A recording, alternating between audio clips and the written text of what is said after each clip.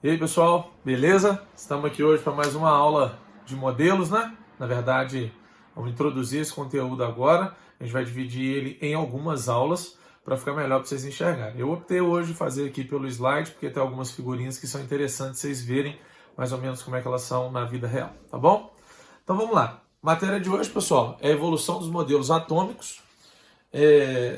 Na verdade, isso não é uma aula de química, é uma aula de história. Você vai entender como é que os modelos foram construídos e depois derrubados na história da ciência. Tá? Matéria essa que é importante para a gente compreender como que hoje nós chegamos ao nível de tecnologia que nós chegamos, e grande parte disso é devido à evolução dos modelos atômicos.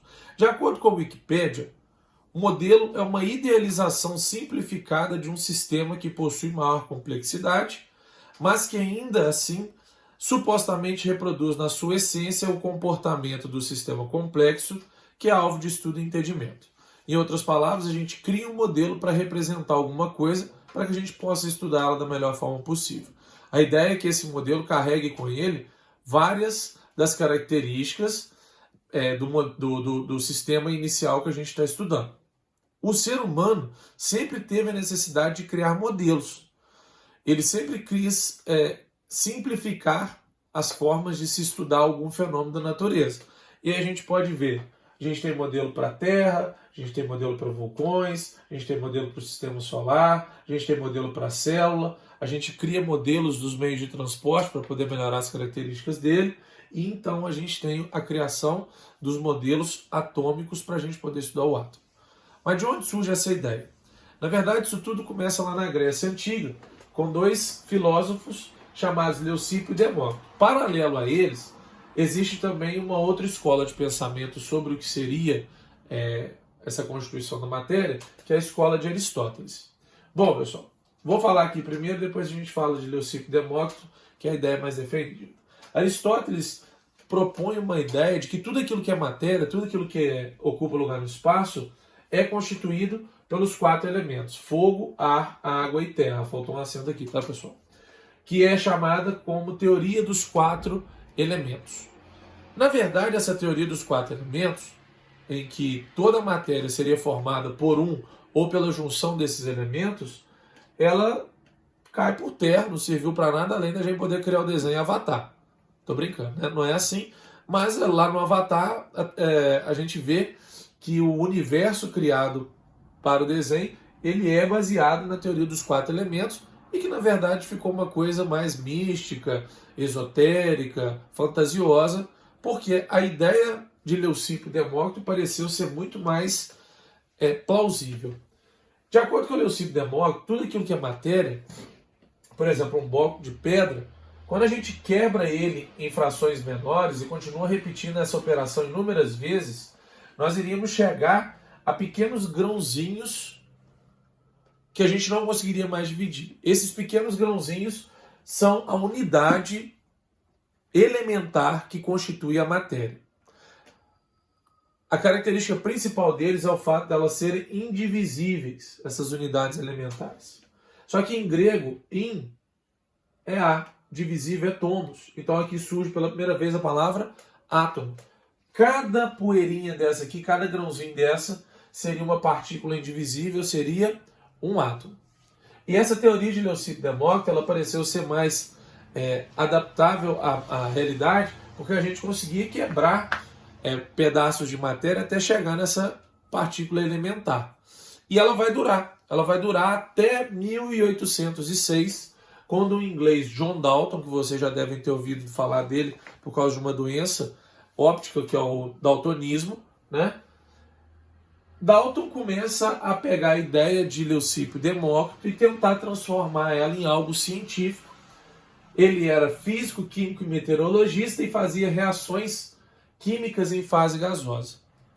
Observando o trabalho de outros 3 colegas, Robert Boyle, Lavoisier e Proust, é que ele vai ter fundamento para poder desenvolver a teoria dele. Então, para a gente entender o modelo atômico de Dalton, que vai ser o primeiro modelo científico moderno, vamos primeiro ver o que Robert Boyle, Lavoisier e Proust estão falando, e que o Dalton vai acabar pegando como base para a sua teoria. Então, primeiro, começando por Robert Boyle, ele fala para nós que os gases são formados por pequenos corpúsculos que estão separados por grande distância entre si e com alto grau de agitação.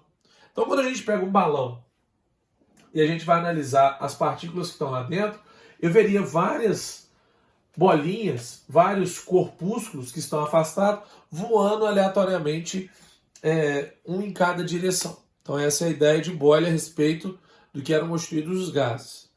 Lavoisier, se você não assistiu, procurem no canal, tem as leis ponderais, muito importante para entender a teoria de Lavoisier, que a gente vai passar mais rapidinho.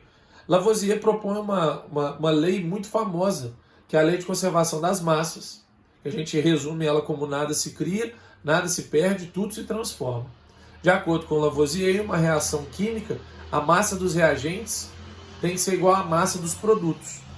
Isso é muito importante para a teoria de Dalton. Se a massa dos reagentes é igual à massa dos produtos, significa que nada está sendo destruído, ou seja, desaparecendo, e nada está sendo surgido do nada. Então, isso vai justificar o modelo de Dalton daqui a pouco. E, por fim, Proust fala para nós que todas as reações químicas têm uma proporção bem definida, que é o que a gente conhece como lei das proporções constantes. Se eu tenho 16 gramas de uma substância e eu duplico a massa dessa substância numa reação, eu também vou ter que duplicar do segundo substância na reação e os produtos também terão sua massa duplicada. Para que isso vai ajudar na teoria de Dalton? Bom, a partir dessas observações, Dalton fala para a gente que o átomo é uma partícula esférica, maciça e indivisível, semelhante a uma bola de bilhar. Ele usa a bola de sinuca como uma referência muito visível do que seria o átomo para ele, tá certo? Então, essas são as características de Dalton que você tem que saber. Falou com você Dalton, você tem que saber maciço, esférico e indivisível. Tranquilo? E o apelido do modelo dele, bola de bilhar. Agora, uma segunda parte que é muito importante, eu diria que mais importante do que as características do modelo, é o que Dalton falou. Dalton é o primeiro cientista a tentar definir o que é um elemento químico. Vamos olhar para essas bolinhas. Tenho bolinhas rosas pequenas, bolas vermelhas medianas e bolas roxas grandes. A gente poderia dividir esses átomos, cada bolinha seria um átomo, em 3 grupos. O grupo das bolinhas rosas pequenas, o grupo das bolas vermelhas médias e o grupo das bolas roxas grandes. Cada tipo de bolinha desse seria um elemento químico. O elemento hidrogênio é composto por átomos bolas pequenas rosas. São iguais entre si. O elemento oxigênio é composto por bolas vermelhas médias, iguais entre si. O bromo é composto por átomos bolas roxas grandes, que são átomos iguais entre si. Em uma reação química, segundo a definição importante, a gente usa até hoje, Dalton fala para a gente que os átomos eles apenas se rearranjam em termos de ligações. Para a gente ver isso melhor, eu tenho um átomo de carbono e ele vai virar metano ao reagir com hidrogênio. Se a gente olhar o átomo de carbono antes da reação e o átomo de carbono depois, ele é o mesmo. Os átomos de hidrogênio antes da reação e depois da reação são os mesmos. O que aconteceu ao longo da reação química?